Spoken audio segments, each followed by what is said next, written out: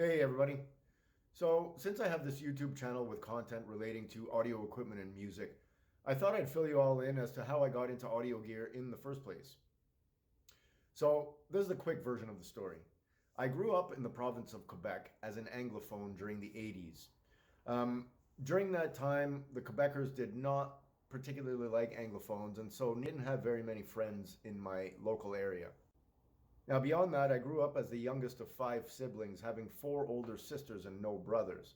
So, needless to say, in light of the two aforementioned points, I had a lot of alone time on my hands.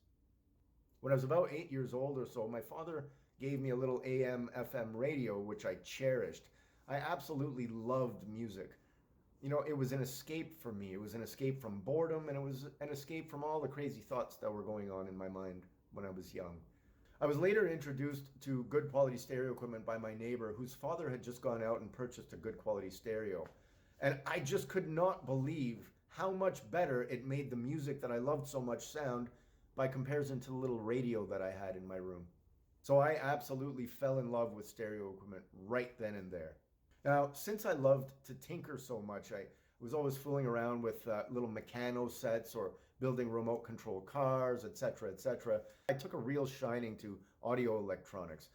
Not unlike how people these days are so enamored by their telephone, I was completely in love with stereo equipment of all sorts. High quality sound still amazes me to this day because it can elicit an emotional response to the music being played, and you know, that was the whole allure to me of high-end audio equipment to begin with. Through a good quality stereo, the music can just take you away to someplace else. The fact that this is accomplished through high quality electronics that take an electrical signal and convert that signal into sound waves, that still blows my mind to this day. It absolutely blows my mind. So that's a condensed version of the story. If that's all you need, then go check out the link to the slideshow of all the equipment that I've owned over the course of my life. I'll post a link to that in the description below.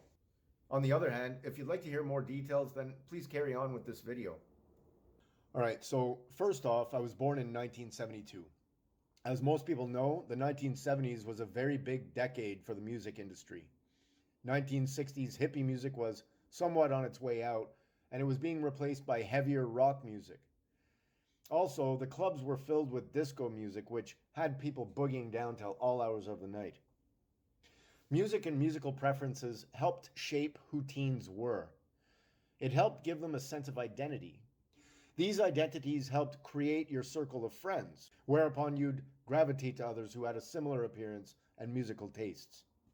In the 1980s, music was still very popular among teens. It became increasingly so in 1981 with the advent of MTV, and then later in 1984 with Much Music. These TV stations gave bands a platform on which to show videos to go along with their songs, giving their fans even more to latch onto.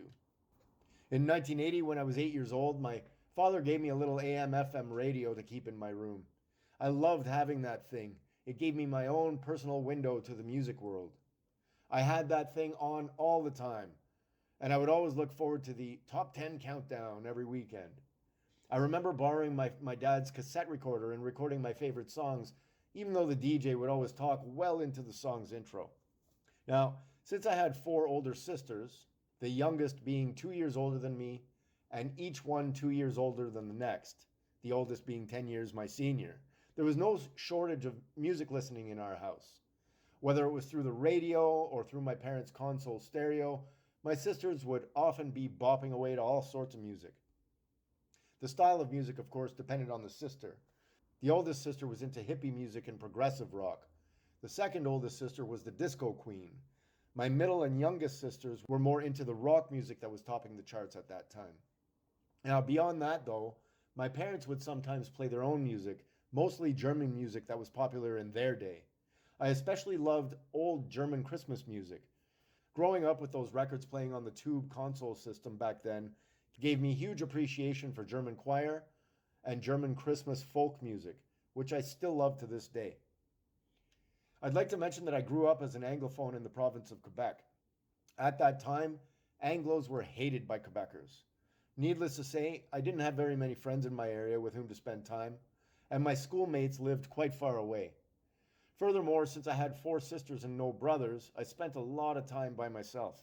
I did have 2 local friends, mind you, Paul, who was another Anglophone boy down the road, and Math, a bilingual friend who lived right next door.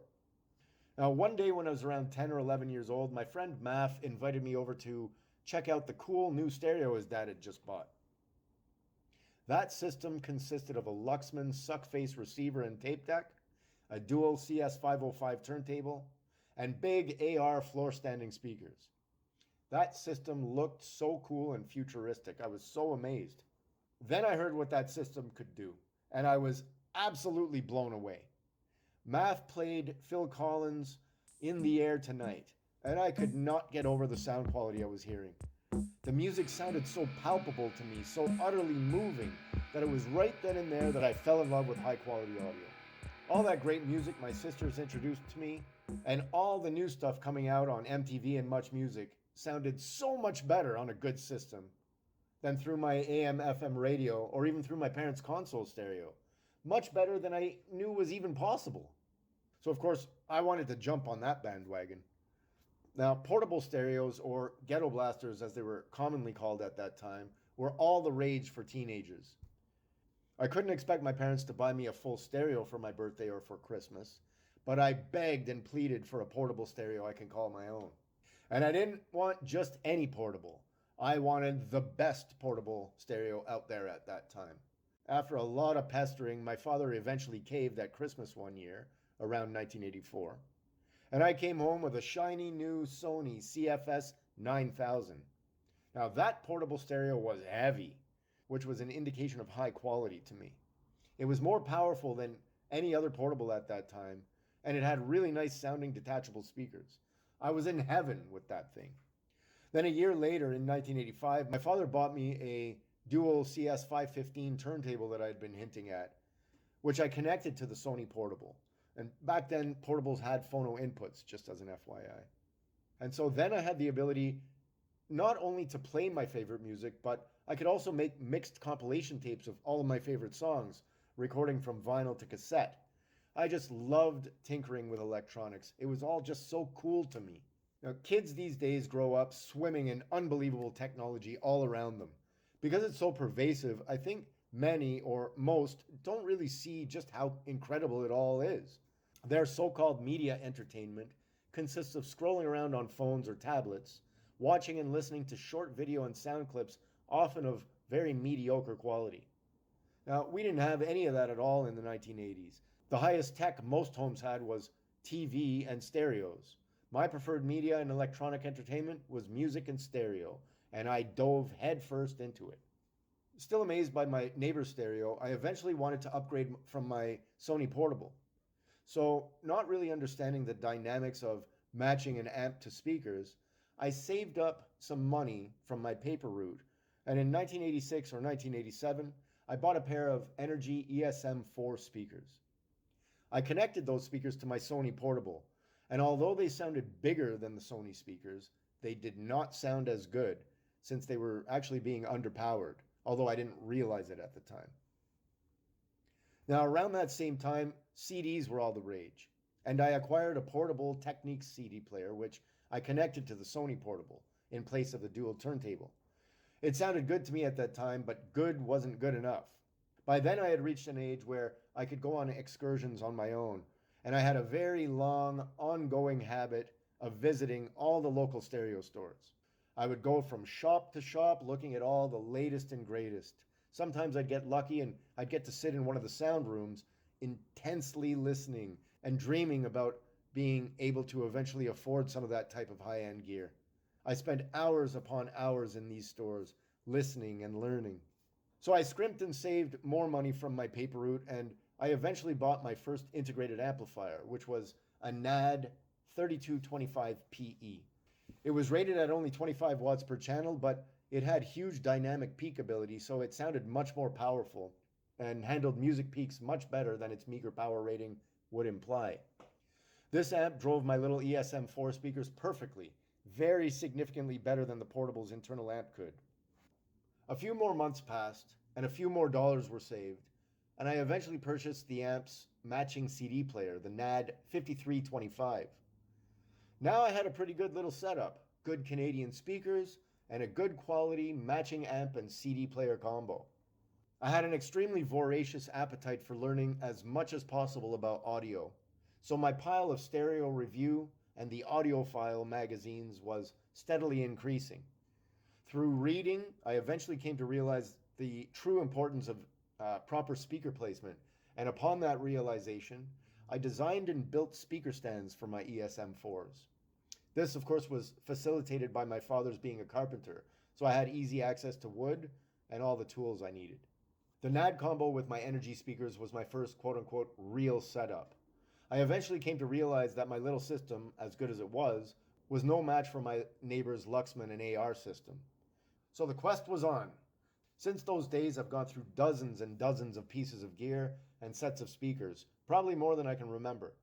I've almost never been without at least some sort of audio setup, and I don't see myself tiring of it anytime soon.